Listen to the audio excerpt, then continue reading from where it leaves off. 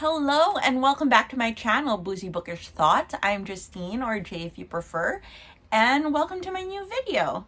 We are still drinking rum punch. I have refreshed my glass. It's so good, it's so good. Not to toot my own horn, but I make a pretty good rum punch.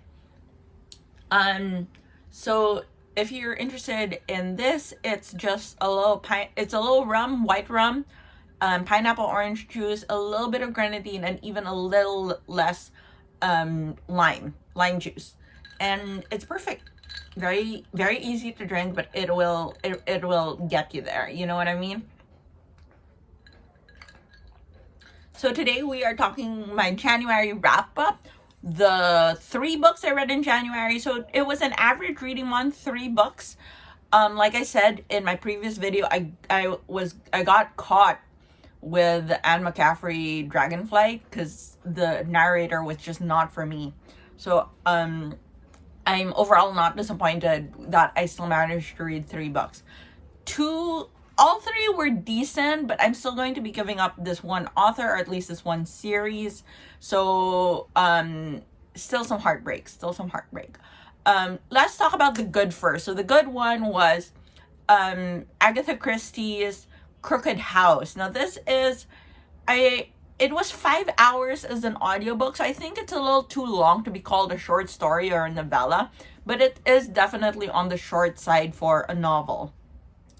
It revolves around a guy, a man, who is trying to get engaged to his love, this woman, except this woman is the granddaughter of like this huge business tycoon millionaire guy. And this huge millionaire business tycoon guy gets murdered.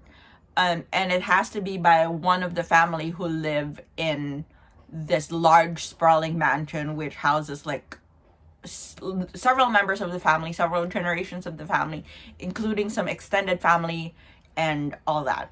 Now, they are all under suspicion, but the one under the most suspicion is obviously the grandfather's widow, who was like a much younger woman and who the family didn't really trust and didn't really know. So obviously she's the prime suspect, but there's this eerie sense that none of them can really trust each other and none of them are really sure that she really did it, even though she seems like the most obvious candidate. So there is a lot of mystery. There's a lot of twists and turns. This is Agatha Christie in her prime. And supposedly I read somewhere that this is one of her favorite stories that she's written. And I wouldn't be surprised because it is really good. The ending came out of nowhere for me, but it gave me that feeling that, like, looking back, everything made sense. All the pieces fit together. It wasn't just a twist for shock value.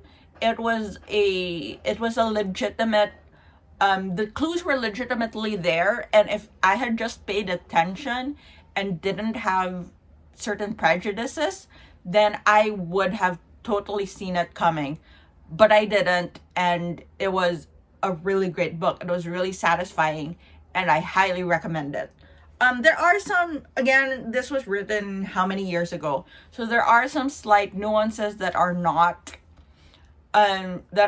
great, but just keep in mind the time period it was written and the attitudes of people at that time are reflected in this book. Given that, on that note, let's move on to the other 2 books that I read in January, and those are both from the Hannah Swenson's mystery series, which I talked about in a previous video. So the next 2 are Blueberry Muffin Murder and Lemon Meringue Pie Murder. Now, both of these still came out as like 4 stars. Excuse me. As low 4 stars. They were both rather low 4 stars. Like just barely hanging on to the 4-star rating. But like, they were both good, but both of these books, unlike the previous 2 books, I predicted the killer. Like, I guessed who the killer was. And so I didn't even have the satisfaction of finding out who the killer was. And with the third book, Blueberry Muffin Murder, I at least didn't understand his logic, like the motive of why he murdered the victim. I just deduced it because of plot tropes, like standard trope knowledge. But with the fourth book, Lemon Meringue Pie Murder, I guessed everything. Like, I guessed the entire motive, I guessed how it was done, everything. And I was like, this is weird. Like, this isn't satisfying anymore. And worst of all, in the fourth book, Lemon Meringue Pie Murder, the parts of the book which were really kind of cringe and not acceptable, but which in previous books I had forgiven because they were only minor plot points, and I just kept in mind that this was written in the early 2000s, when these things were technically acceptable.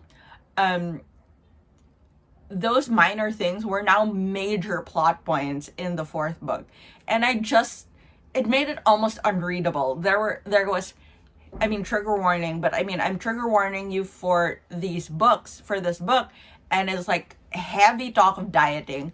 The main character has a terrible relationship with her body and with food, and it's just really unhealthy to read. And then the depiction of a mentally disabled character is really disturbing. All the characters are basically infantilizing the mentally disabled character and don't seem to understand that he is a human being despite his mental disability. You know, you can't treat him like a child. He's still a 30-year-old man, so you shouldn't be surprised that he's attracted to girls or whatever. You know, it's like, it is such an insulting description of the mentally disabled that it's really just unreasonable. I think the only reason I finished reading it is because, again, I don't DNF. I have a hard time DNFing books. So I finished it, but I really don't think I'll be continuing with this series. If at all, I might continue it several years down the line, or at least give it another try. But this book was just really unreadable, and it was really almost really offensive.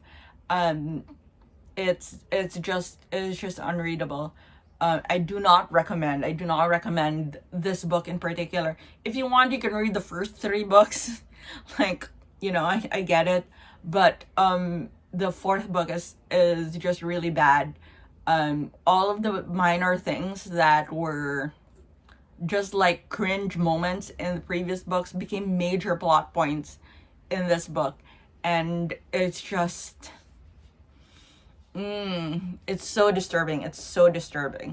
And I can't in good conscience be mentally disabled myself and recommend a book with such a bad depiction of mental disability and of how you should treat people with mental disability. So that's it. That is the wrap up for January. It's very short, mostly because I clumped the 2 books together. So let me know what your thoughts are about these 2 books, and what your thoughts are about books that are just too much a product of their time. Like a little bit of dated themes and dated language is forgivable, but too much is not forgivable. Like, at what point will you draw the line? Let me know down below in the comments what your thoughts are. And in the meantime, cheers.